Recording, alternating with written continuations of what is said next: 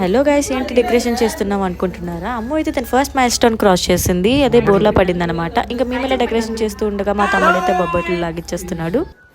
ఫైనల్గా మేమైతే ఎంతో కష్టపడి మా స్కిల్స్ అన్ని యూజ్ చేసి డెకరేషన్ అయితే కంప్లీట్ చేసేసాము.